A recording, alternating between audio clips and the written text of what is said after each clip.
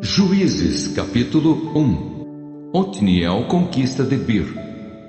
Dali partiu contra os moradores de Debir, e era dantes o nome de Debir Kiriat-Sefer. Disse Caleb: a quem derrotar Kiriat-Sefer e a tomar, darei minha filha Axa por mulher. Tomou-a, pois, Otniel, filho de Kenaz, o irmão de Caleb, mais novo do que ele, e Caleb lhe deu sua filha Axa por mulher.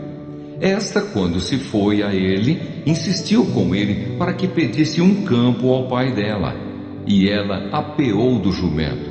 Então Caleb lhe perguntou: que desejas? Respondeu ela: dá-me um presente. Deste-me terra seca, dá-me também fontes de água. Então Caleb lhe deu as fontes superiores e as fontes inferiores.